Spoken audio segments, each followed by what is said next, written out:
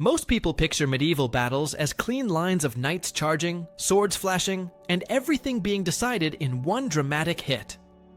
The reality was rougher, slower, and way more practical.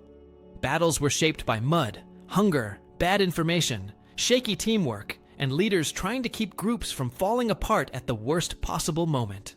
And some of the best examples aren't the famous headline battles everyone already knows. They're the lesser-known fights that show what really worked, what failed, and what it actually felt like to be in the middle of it. Number 1.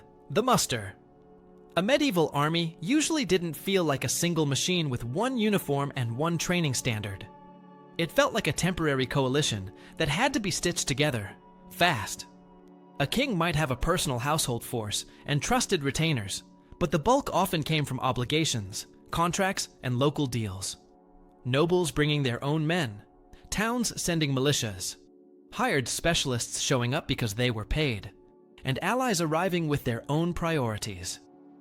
Even when people call it a feudal levy, it wasn't just a wave of farmers handed spears and pushed forward. A lot of the fighting corps was made of men-at-arms, people equipped to fight in armor, sometimes nobles, sometimes professional soldiers in service to nobles, and often not knights in the storybook sense. The paperwork mattered more than people think. Muster rolls, pay lists, and promises about service length shaped what you could actually field. And service limits were a constant pressure.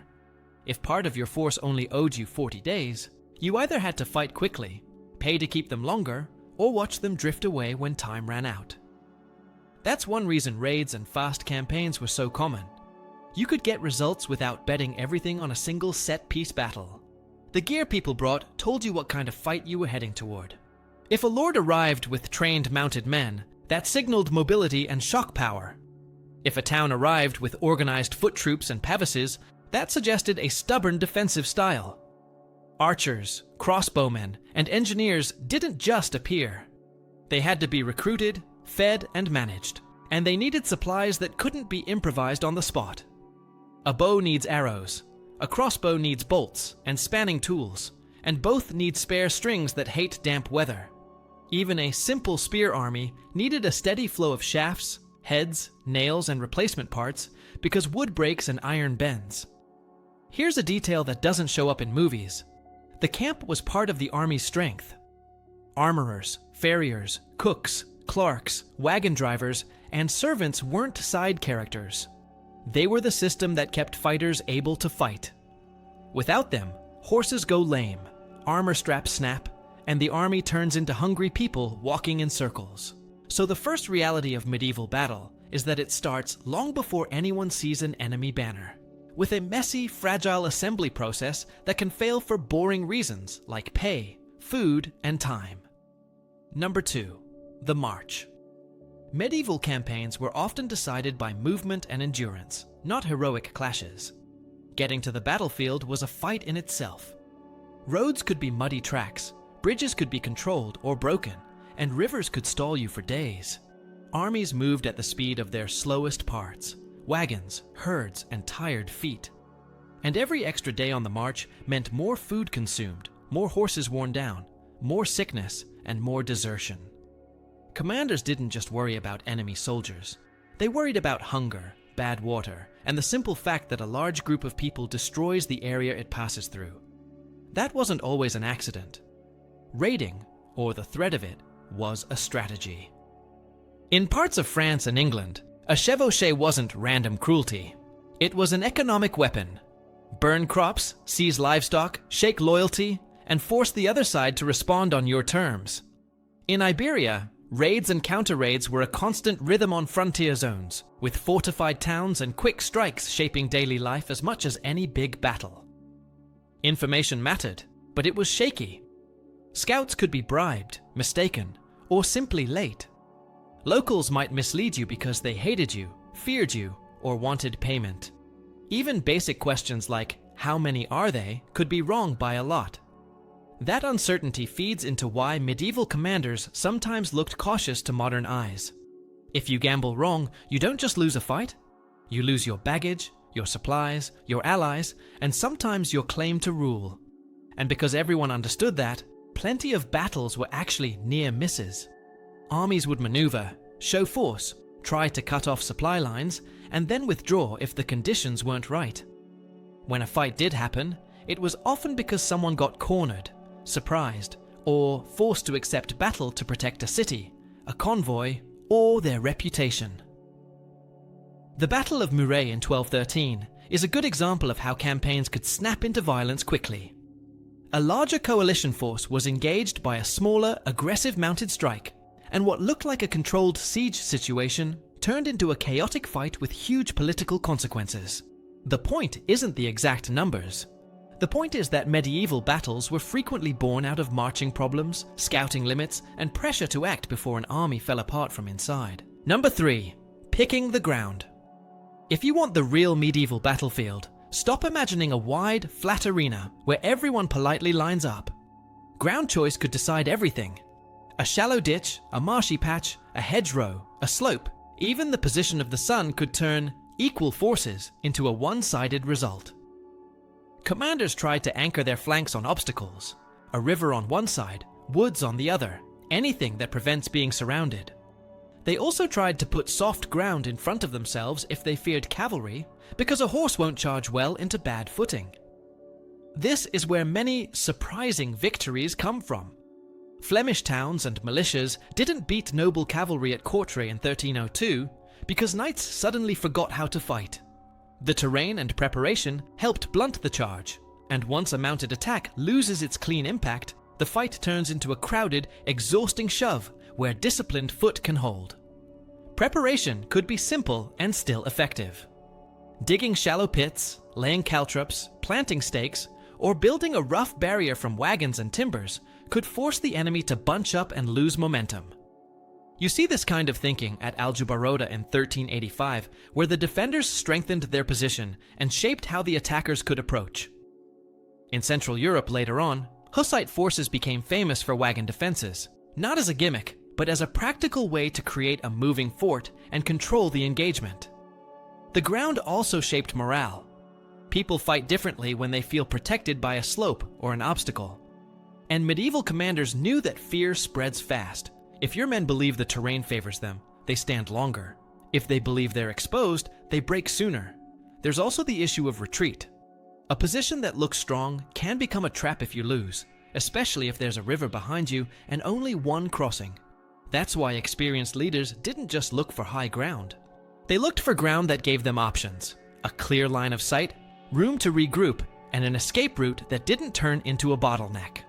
So when people ask why medieval battles can look static in descriptions, the answer is simple. Both sides were often waiting for the other to make the first mistake in terrain and timing. Once you understand that, you can see why the next part, how formations actually worked, was so tied to the ground under their feet. Number 4. Formations and control. Medieval combat wasn't a series of fair duels, it was group violence managed by discipline, fear, and simple signals. Real command and control was limited. There were no radios, no maps in every pocket, and no shared language in many coalition armies. Orders had to be basic: hold, advance, wheel, fall back, protect the banner. Leaders used banners, horns, drums, and messengers, and even then, messages could die on the way or be misunderstood. That's why formations tended to be straightforward and resilient. Infantry formations depended on what period you're looking at, but the logic stays consistent. Spears and polearms were the backbone because they let you threaten someone before they reach you. A shield wall is not a magical wall of shields. It's a way to keep a line tight and reduce openings. A dense spear block, like the Scottish schiltron or later pike-style formations, was built to say one thing: you are not riding through this. Missile troops worked around that structure. They didn't just rain death forever.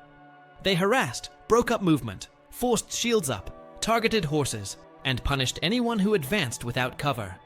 Crossbows and longbows each had strengths, and the difference wasn't just rate of fire. Crossbows deliver high power with less lifetime training, but they need spanning time and equipment.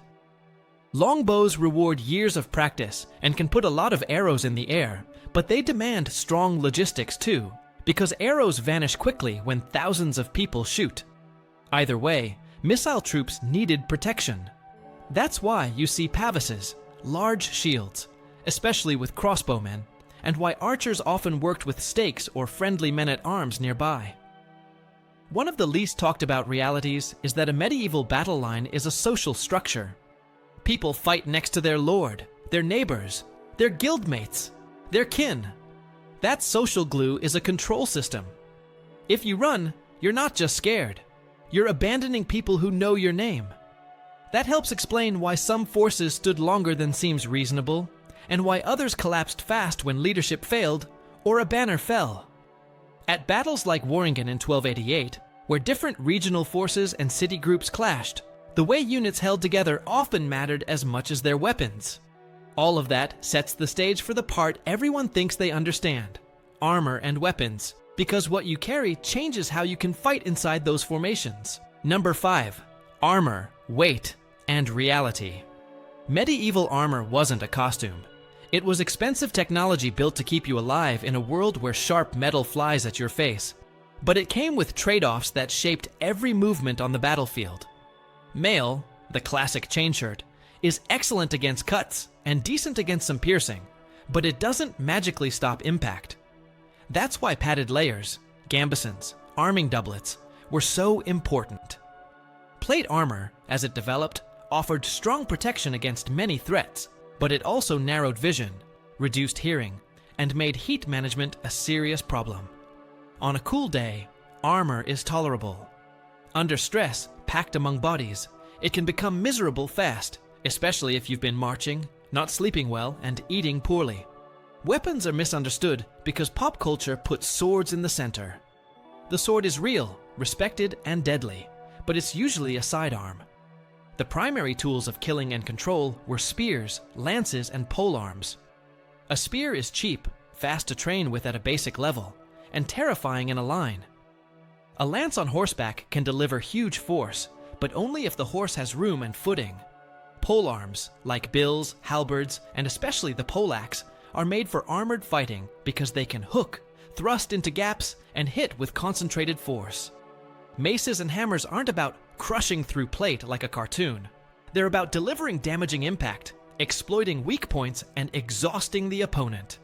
Even when armor prevents a clean injury, being struck hard can still knock you off balance and set you up to be overwhelmed.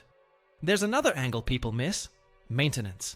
Armor straps break, rivets loosen, helmet liners shift, weapon shafts split. A professional force brings repair capability. An improvised force suffers. That's why the life of a knight in war was often more about routine than glory. Checking gear, drying cloth, keeping horses fed, managing bruises, and staying ready for a sudden call to mount up. It also explains why many fighters preferred to capture rather than kill when the chance existed, especially among the well-equipped. A living prisoner can be ransomed, and ransom culture was a real financial system in parts of medieval Europe. Once you picture armor as protection with real limits, the next piece clicks into place.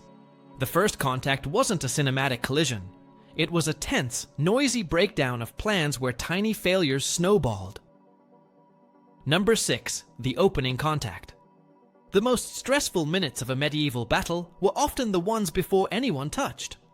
People stood there hearing missiles hiss, watching dust rise, trying to read signals, feeling their mouth go dry, waiting for the line to move. Discipline matters here, because the instinct is to flinch, to drift backward, to bunch up for safety. And bunching up makes you an easier target and makes it harder to move when you need to. Missile exchanges were not always long. Commanders had to decide what they were trying to achieve. If you have archers, you might want to force the enemy to attack you. If you have crossbowmen, you might want to soften a specific section of the line. If you have limited ammo or bad weather, you might shoot only when you see real effect. Wind and rain mattered. A wet bowstring is trouble. Visibility changes everything. A slight hill can hide a whole formation until it's close. People also assume medieval soldiers were silent until the clash. In reality, noise was part of the fight. Shouting, horns, and drums weren't just bravado. They were a way to keep rhythm, signal movement, and project confidence. Confidence is contagious. So is panic. If a front rank hesitates and turns their head, the ranks behind them feel it immediately. A lot of lesser-known battles show how quickly an opening can tilt the whole day. At Bremul in 1119, for example, accounts emphasize how many high-status fighters were captured rather than killed, and how the mounted clash had an almost tournament-like character in parts of it. That doesn't mean it was friendly. It means the social and economic rules of warfare shaped choices even in danger. In other cases, the opening contact wasn't polite at all. A sudden mounted thrust into the wrong spot, a unit advancing too far and losing support, or a commander being isolated early could trigger a collapse long before a full melee developed. And when the lines finally met, it wasn't one clean impact. It was a series of local collisions. One group surges, another holds, someone stumbles, someone pushes forward to exploit it. And that's where the battlefield becomes what most people never visualize correctly. Crowded, hard to see, hard to breathe, and controlled by teamwork more than individual skill. Number 7. The press and the melee. When medieval battle becomes hand-to-hand, the defining feature is pressure. Not just emotional pressure, physical pressure. People are packed close. You can't swing a big sword in a wide arc if your shoulder is pinned by bodies. You can't perform fancy footwork when the ground is torn up and everyone is stepping on everyone's feet. So the fighting becomes practical. Short thrusts, shoves, hooks, strikes meant to create a gap, and quick attacks into openings when someone's guard drops. This is why so many weapons are designed for close work in a crowd. A dagger isn't a last resort in a dramatic sense. It's a tool for the moment you're chest to chest, and the only targets are gaps. In armor, exhaustion is a weapon. If you can keep someone moving, keep them off balance, keep them turning their head, they get tired fast. A tired fighter makes mistakes. And once someone falls, even without graphic details, the danger skyrockets because getting up in a packed line is hard. That's one reason units trained to keep formation were so dangerous. They could keep advancing as a group, stepping into the space the enemy loses. This is also where morale and leadership show up in an unglamorous way. The best leaders aren't always the ones doing heroic charges. They're the ones preventing a small problem from becoming a stampede. Medieval chronicles sometimes describe a battle as if it's just two armies meeting. In reality, it's a bunch of linked brawls, and the side that can keep those brawls connected to a plan has the advantage. There's a common myth that medieval fighters were reckless because they were used to violence. What you actually see is caution mixed with sudden bursts of aggression.